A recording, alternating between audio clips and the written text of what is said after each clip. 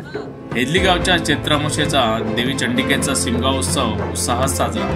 एकाच वर्षात 2 वेळा साजरा होणारा शिमगा उत्सव म्हणजे हेदली गाव।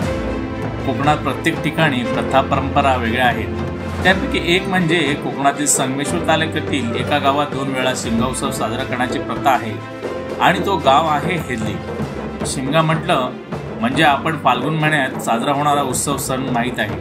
मात्र संगमेश्वर पासून 9 किमी अंतरावर असणाऱ्या हेदली गावामध्ये फाल्गुन महिन्यासोबत चैत्र अमावस्येला श्री देवी चंडिका मातेचा एक आगळा वेगळा उत्सव पाहायला मिळतो। जशी फाल्गुन महिन्यात सहाणे भरते तसे चैत्र अमावस्येला हेदली गावी गावदेवळात सर्व ग्रामदेवतेला चांदीची रूपे चढून फक्त देवी चंडिकेचे पालखी ढोल वाजंत्रीच्या तालावर पालखी मिरवणुकीचे सानेवर आणले जाते। तेथे तिची विविध पूजा करून सुवासिनी देवीची खणखणाने ओटी भरतात। ग्रामस्थ पै पाहुणे हार तुरे श्रीफळ करून नवस बोलले वा फेडले जातात। या आगळ्या वेगळ्या उत्सवासाठी हेदली गावचे नाही तर परिसरातील देखील अनेक चाकरमानी माहेरवाशीत मोठ्या प्रमाणात उपस्थित असतात। या उत्सवाची माहिती घेतली असता या गावचे गावकर श्री चंद्रकांत खुंटे मानकरे श्री दीपक इंदुलकर यांनी दिलेल्या माहितीनुसार या गावचे पूर्वपार श्री चंडिका मातेचा भरणा चैत्र अमावस्येचा शिमगा उत्सव मध्यंतरीच्या कालावधीमध्ये काही कारणास्तव अनेक वर्ष बंद होता।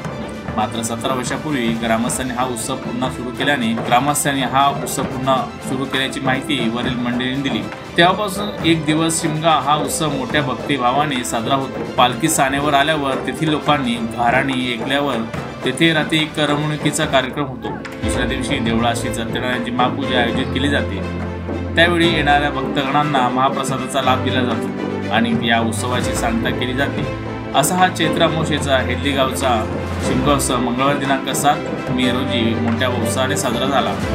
लोकनिर्माण न्यूजसाठी सत्यवान विचारे, संगमेश्वर।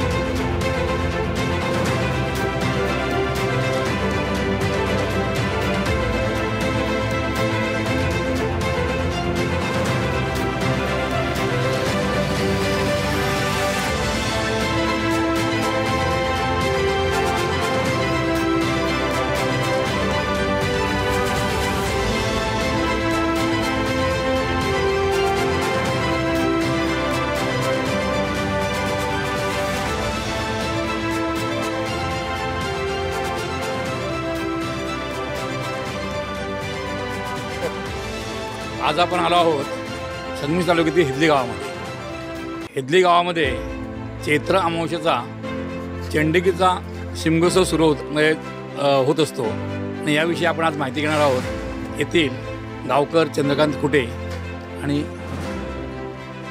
दीपक मानकरी, दीपक इंदुलकर यांच्याकडून. काय सांगाल, हा उत्सव जो आपण जो करतो ह्या नेमकं मग ते कारण काय आणि हा केव्हापासून चालू झाला? गेली जवळजवळ 15 वर्षे पूर्वी हा कार्यक्रम चालू झाला. हे देवस्थान काही वर्षे बंद होतं. तदनंतर या देवस्थानाची सुरुवात सर्व ग्रामस्थांच्या अनुमतीनं करण्यात आली आणि चैत्र अमावस्येला या कार्यक्रमाची सुरुवात झाली.